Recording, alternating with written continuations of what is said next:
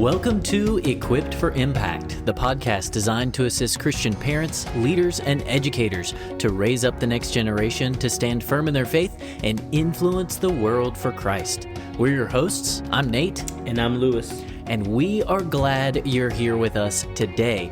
Today, we've got another fun episode, and hopefully it's another eye-opening episode. It's a look into teen slang. So, Lewis, we did an episode of this. It's been a while. It was like 6 or 7 episodes ago. Yeah. I just threw one in there for you. For those of you astute parents, you'll know that you'll catch that joke later. But it's been a while. But the teen slang, it changes so fast, right? And so the episode that we put out, it resonated with a lot of parents. And with things changing, Axis has released a new updated parent guide to teen slang. And so we wanted to jump in a few of these new words and give you a second installment because, you know, it's always changing and we want to keep you guys updated with the best knowledge and information we can. Yeah. And you might think like slang, not a big deal, right? It's been around since we were young. Yeah. Right? Younger, right? We're still young. We're still young. I'm holding on to it. But words matter. Proverbs 18:21 tells us that death and life are in the power of the tongue. And so that applies to slang too. And let's be clear, our goal isn't to shame or snoop, but we're here to equip you as parents so that you can shepherd your child well, so that when you hear a slang word that maybe you're not familiar with, that can lead to a conversation. Yeah. And even, you know, maybe if it's not, we're going to talk about some that are fun. We're going to talk about some that are kind of borderline and some that you need to be watching out for.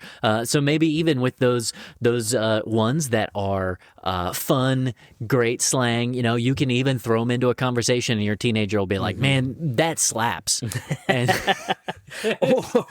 or you might hear your kids say, let's get this bread, right? Get this bread. I've not actually heard that. You've one. not heard. So bread just is money, right? Oh, and so get the bread. And so you're saying like the dough. Yeah. So that's actually an evolution. That's an evolution of the slang, right? Because when we were younger, you got the dough. Yeah. But now the dough has actually turned into bread. and so you're After a while, getting the bread it's baked, and now that the dough has been baked, it is now bread. So at some point you might say like, let's get the toast, and maybe it'll mean the same thing. Burnt. So but yeah, burnt. it just means let's make money. But Oh my goodness. But words have power, and a lot of slang is just fun, right? Yep. And just like we just showed you here, it's fun. It's going to show up on your teens' Instagram. It may show up on their Snapchat. It may show up in their group chats, on TikTok. And we just want to make sure that you're aware of some of the ones that you need to be aware of, but also know that there's some that you might use in everyday conversation with your teen, and they might think that you're dope. Can I say that? Are you dope? Is dope a thing anymore? I don't think it is. Hold on. Well, We're Googling it. I think it is, but I don't think it's the type of thing that we want to slang term. we want to promote anymore. This is live learning right here. You get to join. Dope. It is. Dope is still a thing? It's still in. Okay. According to Gemini. Okay. It is still a good adjective. The new album is so dope. Okay. Your shoes are dope.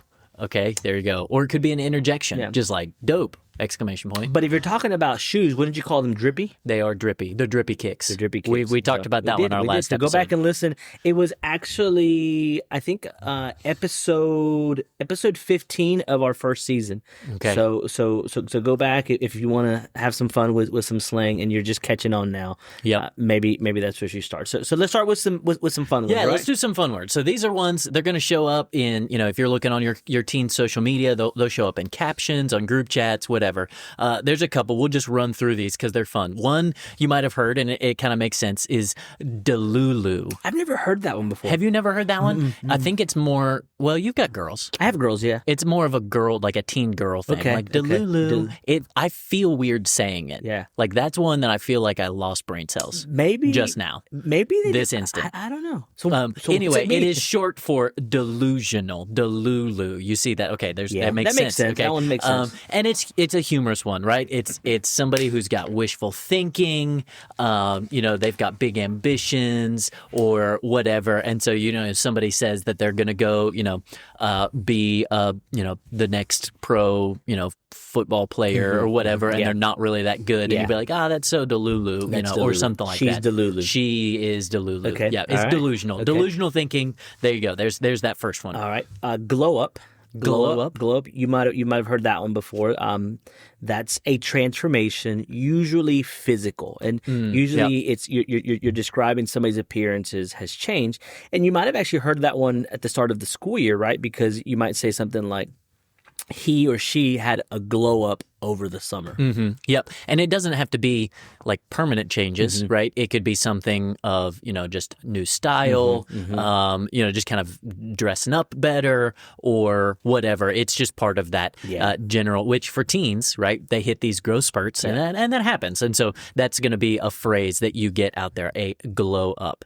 Huh. So next one, tell me if you've heard this one, Lewis. It's vibe check. I have. I actually heard it recently. Okay. In the hallway of our school, some kids were actually talking about a vibe check. Okay. And I had no idea what they were talking about at the time, but now that I've read this article from Access, I know that it means that you are getting a quick read on someone's energy. She failed the vibe check. And that's actually the context that it was used is not she, but somebody had made a comment and somebody said, you failed the vibe check. Yeah. And so, I've never heard that phrase. I've never heard the phrase. I've heard like vibe, right? You're putting off some energy. I understand that one.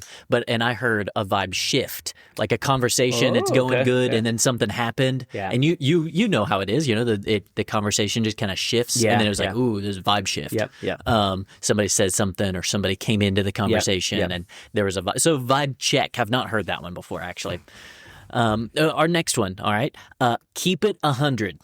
And not just 100, but 100 with that emoji on your iPhone that's like red. Oh, do you have to do that one? I think so. Like I think that's how it's used. It's not just the number 100, but it's got to be that specific like angry red 100 with the like 100%. Yeah. So I feel like this one is one that's not really spoken as much as it's a text slang. Like you don't say you don't say LOL out loud. You text it. So that would be keep it 100 is like be real, be honest, like 100%. Like this is what we're doing. Keep it 100. Keep it 100. Keep it 100?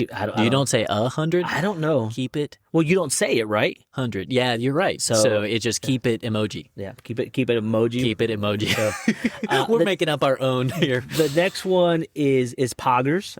That's an expression of excitement, and it originates from gaming.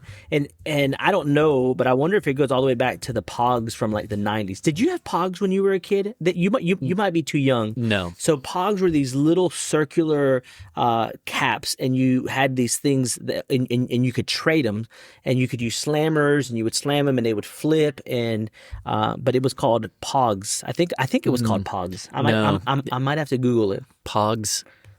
There's a Pogs championship. Look, I'm learning. So maybe, I'm learning as we go. But that's poggers, right? It's an expression of excitement, and it originated from gaming. Now, let's give you a bonus one, right? Okay. And it's probably one that you've been hearing a lot lately. That's right. And that is 6'7". 6'7". And it's not even just 6'7". It's the 6'7". You gotta say it like full on. Yeah. So this one, fun story. Here at our school, we've got a big tradition of senior parade. The seniors come out and they do this whole thing with anything but a car, and you've got all this farm equipment, people riding horses. Like it's great. But all of the seniors, because there's hand motions. Did you know that there were hand motions with it? Maybe. Is it the one where you with your hands? Yeah, so you can't see us doing this, but it's the kind of the hands back and forth. It's almost like you're trying to decide between two options. Yeah, or like you're juggling without anything in your hands, right? You're juggling. Yeah, okay. It's that juggling motion, and so it's like 6'7", and so there's a couple of different things that go with it. One is it doesn't actually mean anything. Correct. Like literally, it has no meaning. And so that's the first thing that you need to know. Like people kind of get upset or they try and read meanings into it, which may be kind of, but really at the end of the day, it means nothing. Okay. It can mean kind of like something so-so, like, but it's almost taken on a life of its own, which is why the hand motion's like that. Kind of maybe 50-50, that type of thing. But it's just this 6-7. It came from a rap that people took that line. I think he's actually counting at some point in there. And so it's like the way he says it is funny. 6-7. And so then they'll take that and they'll put that over a video and it's a TikTok thing. And I think that they ended up using it to be with basketball players. There was one specifically, a pro, like an NBA player who is 6'7", and they were talking about how tall he is, and they're like 6'7". So it's used like as a random, just kind of like sometimes it's good, sometimes it's mid, it's 50-50. Sometimes it's just people being goofy, just being silly, right? Literally, just sometimes being it's goofy. just like if a teacher happens to say, we're going to do problems 6 and 7 today. And then you've lost the class. You have lost the class. And while it's harmless, right, it shows us something important about our current climate in our culture, right?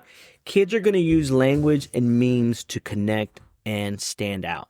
And when we pay attention, we can turn something silly into a meaningful conversation, because right now 6-7 is everywhere. I mean, you can have a kindergartners are using it. I heard from a first grade teacher that they were doing a handwriting sheet and they were practicing writing the numbers 6 and 7.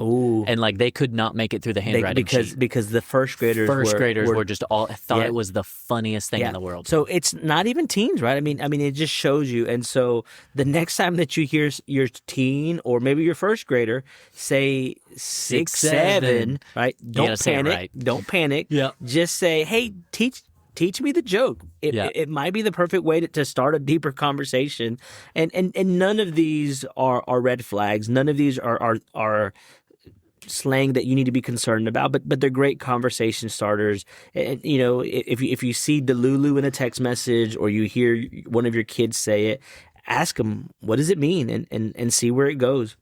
Yeah. And this is a great reminder that no matter what, when we are discipling our children, just a single question can open the door to a dialogue and just really, at the end of the day, showing that you care about them and what's going on in their lives, even if it's something silly like 6-7.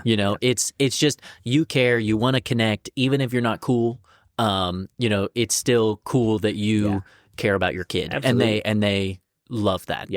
Now let's talk about some slang that could raise your eyebrows. And these aren't necessarily evil. They're not necessarily inappropriate, but they might reflect some deeper issues. Maybe it might reflect a worldview issue. Maybe it might reflect an emotional warning. These are some that you probably want to pay attention to if you see it in a text message, if you hear your teen say it. And the first one is crash out. And this is about doing something reckless or emotionally driven, right? And so typically it's going to be used as a descriptor of what I'm feeling or what somebody else might be feeling. I'm about to crash out. Like they're just feeling lots of feels and they're going to do something dumb, for lack of a better term. Or delulu. Yes. They're going to do something delulu. And so they crash out. Yeah. When I think of this one, I think of like in maybe a video game or something when you're driving and then you like literally crash out. Like the old Mario Kart games, right? So you just like spin out, crash out, and then your little guy's just like twirling around. And then the guy in the little the cloud comes and fishes you out and you can go again. Absolutely. Okay, we just got off track. Seriously off track. Okay, the next one is bed rot. And this is just intentionally staying in bed all day. And usually I'm going to sit here, scroll on my phone, do nothing, just hang out in bed, which can be fun. Yeah. Especially if you get breakfast for dinner in bed. Oh, like that would be, it's like breakfast in bed for dinner. That's actually going to lead to brain rot. To brain rot. That's right. That's another one. Brain rot. And Bed rot and brain rot go together. When you're scrolling and you're just so emotionally spent, or you're just so like drained that you're just scrolling TikTok, Instagram, whatever, the infinite scroll of social media that they've instituted. And, it could be a sign of emotional issues. It could be a sign of depression or just, the low motivation, which, let's be real, this time of year can be a thing. You just need that Saturday of bed rot and brain rot. But if that's going to be a habitual thing, or you see that in a greater context of a conversation that your child's having, that might be a little warning sign. So just watch out for that one. And another one that's related to bed rot, brain rot is menti B. Now, I've not personally seen or heard of this one. I've not heard that one either. Outside of the article, but I thought it was important to share. The idea here is that menti B is short for a mental breakdown, and it's often used jokingly, but it can also be serious. Like it can be a serious indication of maybe your child is having some struggles with just what's going on in their brain, right? Maybe the thoughts you're thinking, maybe they're overwhelmed, maybe there's a level of stress, and so they are on the verge of a menti B. Menti B. Yep. And kind of, again, related to this is another one, touch grass. I've never actually heard anybody use this one, but I've heard about it. And it's that whole idea of you just got to unplug, right? You're so involved in either an emotional situation or the internet or whatever. You just feel like you need to get back to real life and you need to go outside in the sunshine and touch grass, right? And so get out of the digital world into the real world and go touch grass. If your kid's a gamer, if your kid is a kid that does a lot maybe online, you might see these on some of the chats that are on some of the online games. Bro, go touch grass. Yeah. You might hear it like if they're on a headset, right? Yeah, exactly. Like go touch grass, especially if they've been playing a really long time. Yeah, so, or they're just really invested in, making sure Mario saves Princess Peach. Yeah. That's the only video game I'm actually familiar with. Yeah. So it's can you all play? I don't think you can play Mario online, can you? I don't know. I'm pretty sure you can because the Switch connects to online. It does, yeah. We don't do that, but I know it does. Okay. Because my kids always ask, "What is online play?" And I was like, "We don't have to worry about that. Yeah. We don't. We're gonna play Mario Kart with the four of us. we don't want you to crash out. We don't." Actually, on the topic of video games, the next one is one that I have heard before, and this one is main character energy. And this is when someone is acting like the center of attention, right? They are the main character of the scene, and so they have main character energy. It could reflect pride. It could reflect insecurity. It could also indicate that maybe somebody's being targeted, like almost in a nefarious way. If there's some jealousy, if there's a group of kids talking about it. Look at her main character energy. Yeah, absolutely. Yeah. Or when she always walks in, she has main character energy, and so you may want to be on the lookout for that one just to see how you would unpack it with your child, especially if they're talking about somebody else. Right. And that kind of relates to we talked about one in our last episode of NPC, player character, I think, and that's kind of like a dehumanizing, like they're just an NPC, they're disposable. This is almost the flip side of that. It's they've got main character energy, or I'm gonna bring. Do you use to say it about yourself? No, usually it's usually other people. Usually it's gonna be about somebody else. Yeah. See, I don't even know because I don't play. That. You don't play. There's no main character, and these are all opportunities for discipleship. Yeah, so that's right. So we're not telling you these so that you can go and you can confiscate your child's phone or the social media, or you might need to. You might. But really, like, it's how to ask questions, right? Tell me what you mean by crash out. Are you feeling overwhelmed? Like, tell me why you're talking about this person and describing them as having main character energy. Like, what does that mean? Yeah. Or, just the bed rot, and even you don't have to address these directly. Like, these are ones that you may need to go an indirect route on, especially if they're using it about themselves and you, like you should be, are monitoring your child's phone or online interactions or whatever. You can then go in there and you can come at it from a different perspective. They don't necessarily know that you know what those words mean, but it's just hey, I'm checking in, helping you touch some grass. Yeah. No, yes, that probably isn't a good idea. No. That's not a good one. Back out of that one. You will not come across as dope if you use that No, one. you will not be dope, but they're just happy that you're bringing some bread. That's right. Yes. But don't mock them for using these words, right? Yeah. It's a different conversation. It's a different world. I mean, sometimes when I walk the hallways of our school and I hear kids talk, I have no idea what they're saying because of just it's a different environment. They talk in a different way. It's a different vibe. And sometimes, yes. And then when I'm doing the vibe check, right, I need to make sure that I'm not making fun of them. Use these to step into their world and lead them towards truth and peace and understanding. Because sometimes they may not actually know what they're saying. That's true. They They're may just be repeating repeating something that they've heard somebody else say, and they might not have the full context behind it. Exactly right. Exactly. Now, before we get into some of the major red flags that you need to be, having your attention for, could we ask you a quick favor? Please take a moment to rate and review us on whatever platform you use to listen to these podcasts. I know we've got lots of listeners on Apple Podcasts, but also Spotify and Amazon Music, wherever it is. Just take a moment and rate, review us. Let us know, how great you think the podcast is, or not. But hopefully it's 5 stars, because what that does is, we're still a newer podcast. This is only episode 27, so we're still pretty new, and this is what will help a newer a newer podcast like Equipped for Impact get in front of other parents who could use the tools that we're providing here. So do that. Just give us a rating review. Get the word out there. That will help us a lot. Now, with that, let's take a look at language that could indicate a much deeper issue. And this is where device checks, accountability apps, things like that come into play. Because, really, several of these are ones that may not show up if you've got something that gives you alerts to the conversations. Yeah. It may not trigger an alert. So just you need to be regularly checking what's going on your child's devices and all that. So here's the first one: juuling. Juuling. It's spelled Juuling,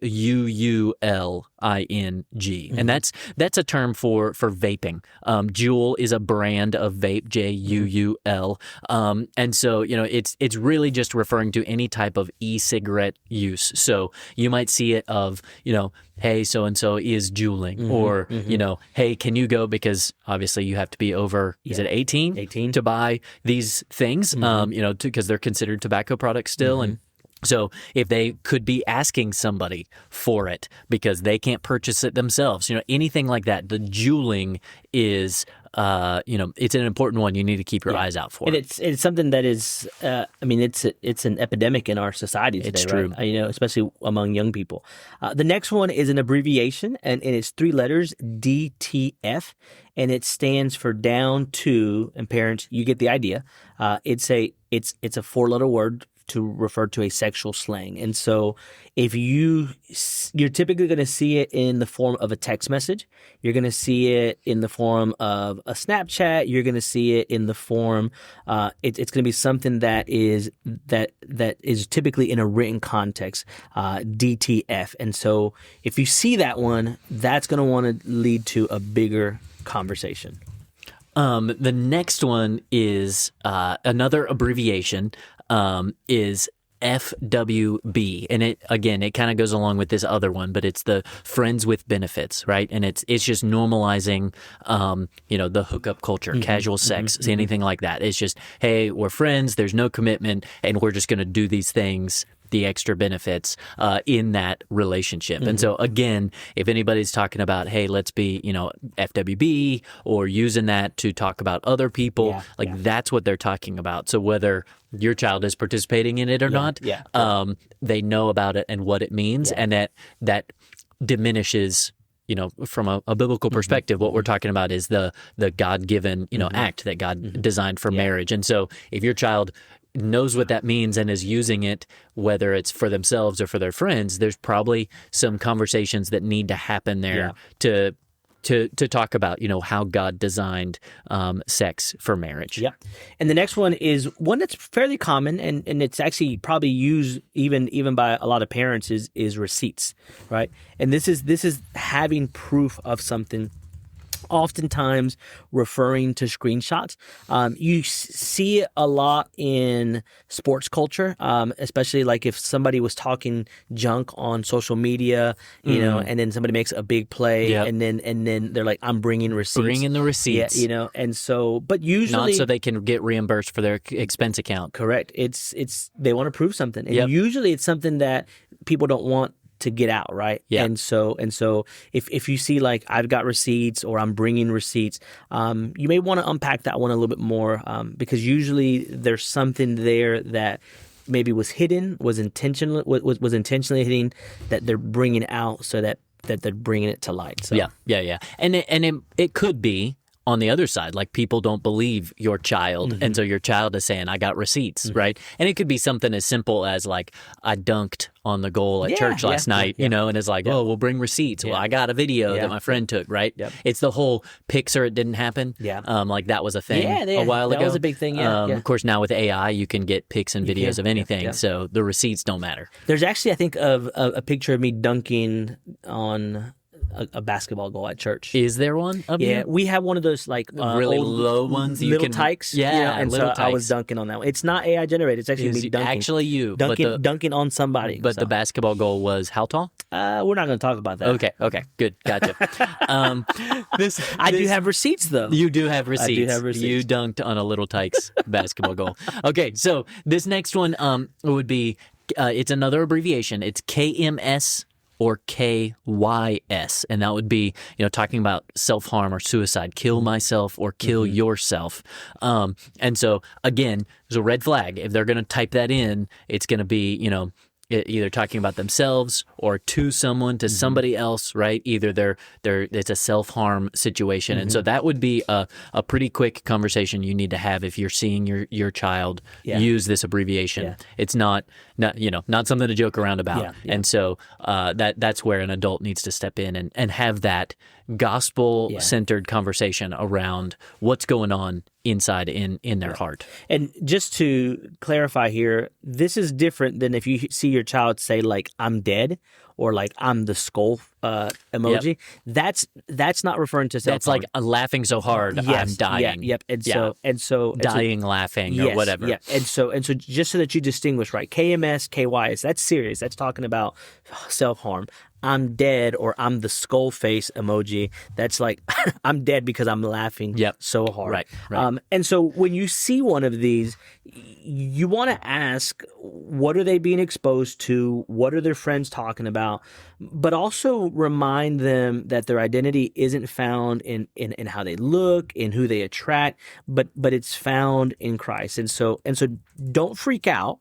Because that's, I think, a natural parent reaction, right? If I see one of these in my child's text messages, in their Snapchat, on their TikTok, I'm going to freak out. But no, like how can you understand what they're being exposed to? And so you might be asking, what do we do with all this? So thank you for all this information. What do we do with it?